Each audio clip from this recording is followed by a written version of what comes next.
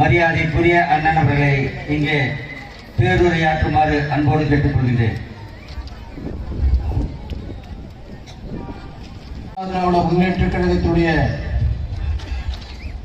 போற்றுதலுக்குரிய பொதுச்செயலாளருடைய ஆணைக்கிணங்க விடியா திராவிட முன்னேற்ற கழக ஆட்சியில் இன்று முதலமைச்சராக பொறுப்பேற்றிருக்கின்ற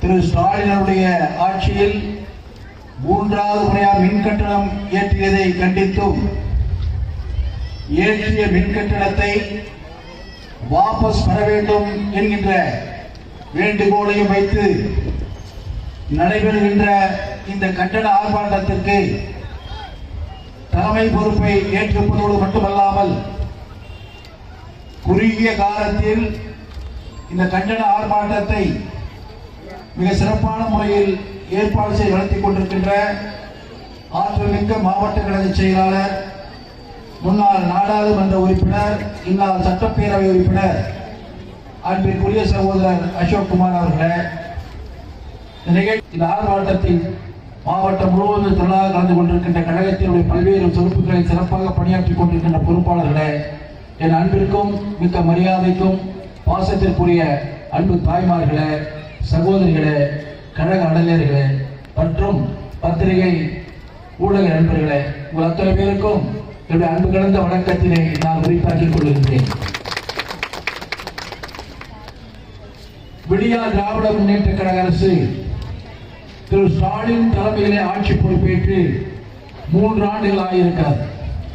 இந்த 3 ஆண்டுகள் ஆட்சிக்கு வருவதற்கு முன்பாக தேர்தல் நேரத்தில் 500 வாக்குறுதிகளை கொடுத்தார்கள்.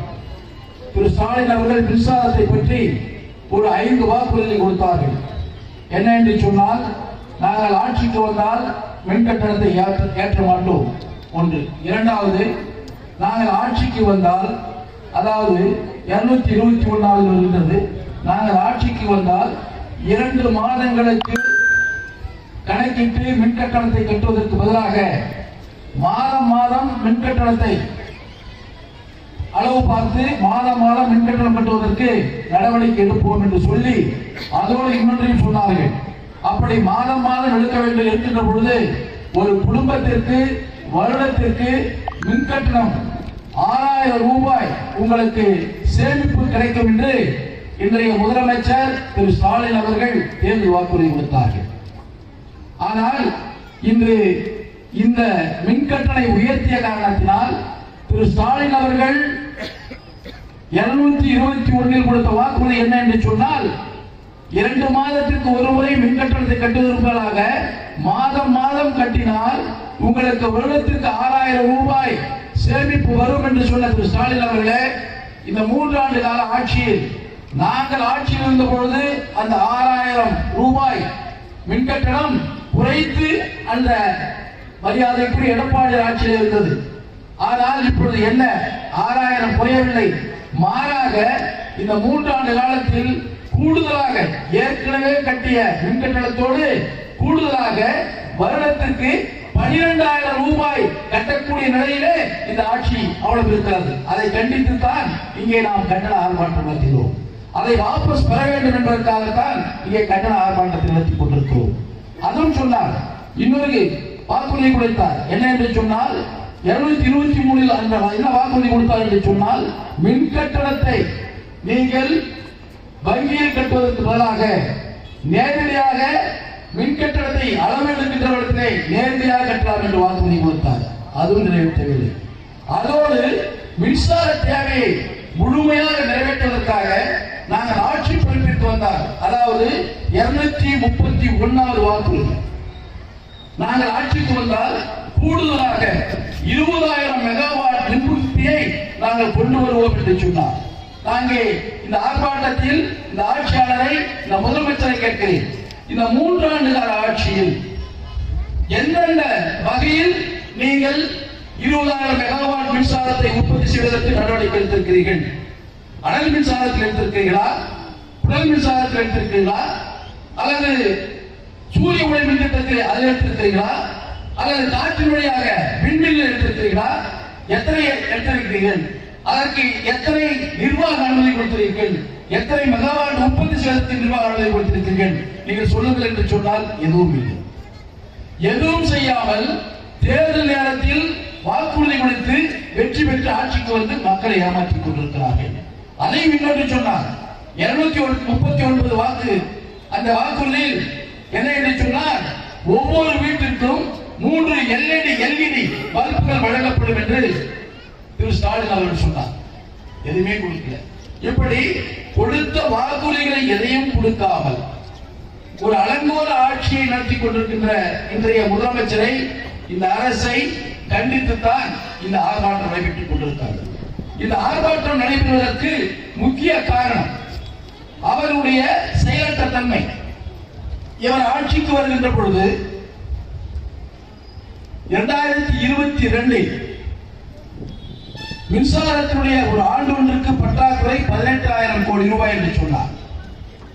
அந்த 18,000 கோடி ரூபாய் என்று சொன்ன முதலமைச்சர் மின் கட்டணத்தை உயர்த்தினார்.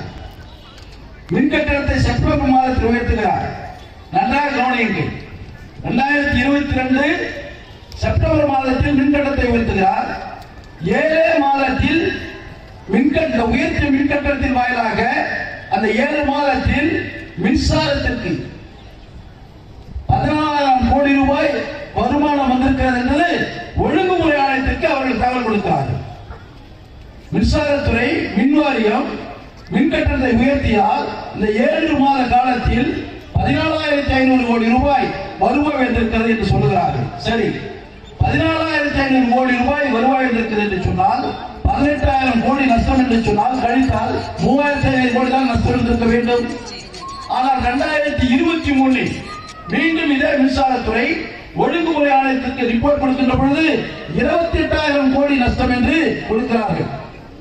மின் கட்டணத்தை உயர்த்தி 14,500 கோடி ரூபாய் கூடுதலான வருமானம் வந்தது என்று சொன்ன மின்சார வாரியம் 2023 ஒழுங்குமுறை ஆணையத்திற்கு கொடுக்கின்ற ரிப்போர்ட்டில் 28,000 கோடி ரூபாய் பற்றாக்குறை நஷ்டம். இவ்வளவு நஷ்டம் ஆயிடுச்சுன்னு சொல்றாங்க. இதுக்கு என்ன காரணம்? ஒழுங்கான முறையில் எந்த துறையும் நிர்வகிக்காததான் காரணம். புரட்சி தலைவர் அம்மாவுடைய ஆட்சி காலத்தில், மரியாதைக்குரிய கழகத்துடைய பொதுச்சா எடப்பாடியார் ஆட்சி காலத்தில் 10 ஆண்டு கால ஆட்சியில் அவர்கள் வாங்கிய கடன் 5 லட்சம் கோடி. 10 ஆண்டுகளுக்கு வாங்கிய கடன் 5 லட்சம் கோடி. அந்த 5 லட்சம் கோடியில் நம்முடைய மாவட்டத்தை எடுத்துக் கொள்ளுங்கள். இங்கே 400 கோடி ரூபாய்க்கு ஒரு மருத்துவ கல்லூரி வந்திருக்கிறதா இல்லையா? பல கல்லூரிகள் வந்திருக்கிறது. பல சாலைகள் மேம்பாடு செய்யப்பட்டிருக்கிறது.